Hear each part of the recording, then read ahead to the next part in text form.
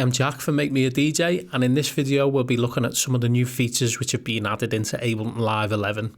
Firstly, we'll be looking at the randomised velocity, and secondly we'll be having a look at scales and how you can take your composition to the next level, especially if you're a DJ first and producer second and you struggle with music theory and scales. This is a great little hack and just improves on what's great about Ableton Live already. So what we're going to do is just find a shaker sample. We're going to go ahead and drop this in. What we need to do is just draw this in on some 16th notes. Just copy and paste that over. Let's just take a listen before we check out the shaker, just to see this little house groove that we've got going on at the moment.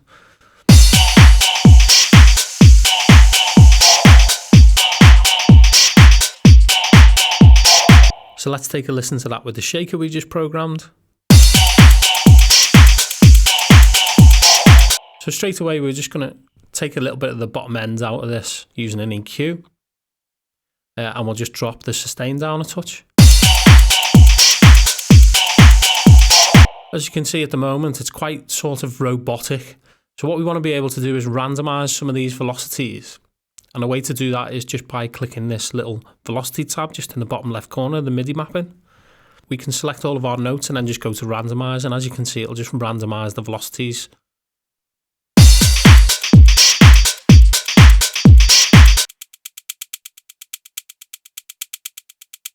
That's adding a little bit more groove, but we can randomize some other patterns as well.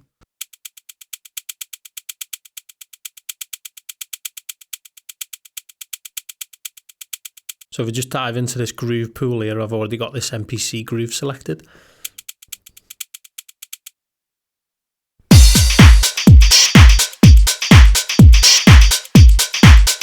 So that's something that's already working much better within our track straight away. It's got a lot more groove and it sounds a lot less rigid.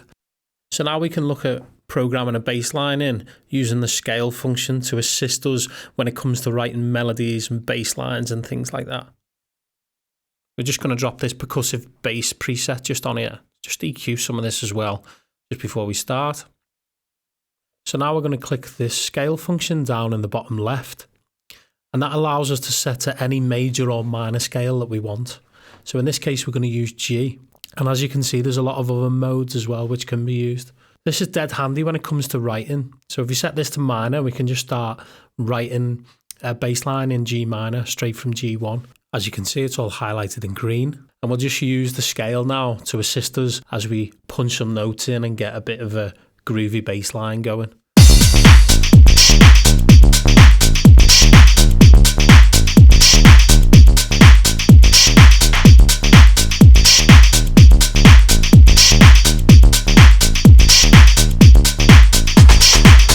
So that's sounding quite cool, and having that level of limitation can be really handy, especially if you're somebody like me who's a DJ first and a producer second. This scale can work almost as an absolute godsend when it comes to writing your own melodies.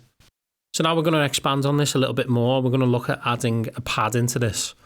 Just drop an analog preset on here, this string one will do. From here we're going to do the exact same thing. We've already got G minor selected. And we're just going to draw in some chords, just to show you how easy it is with compositions using the scale function. So now I'm going to highlight our first, our third and our fifth to create a triad within our scale. Add a little variation.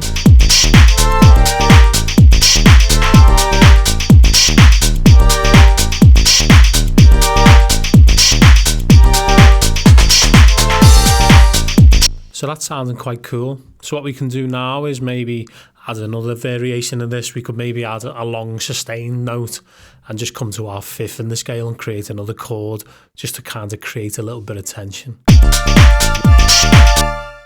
what we're going to do, we're just going to duplicate this up so it lasts over an 8-bar loop. And then we're just going to drag this all the way out so it's playing right the way through those 8 bars. So we'll drop a compressor on this just to sidechain it. Dead simple. Open up the sidechain function, select our kick drum so it ducks out the way of the kick, pull the threshold back slightly, do a little bit of tidying up with the EQ.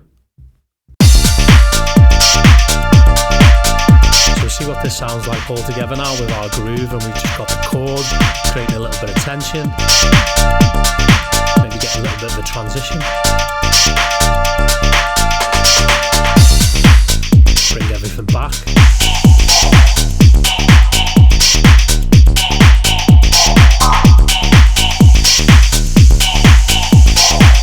Just carry on jamming on this groove for a bit.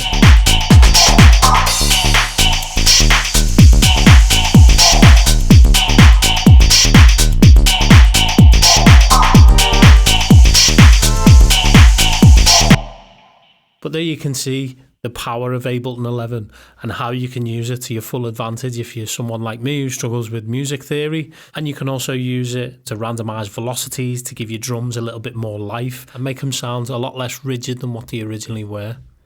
For more videos like this, don't forget to like, share, comment and subscribe to our channel. There'll be plenty more like this coming in the future.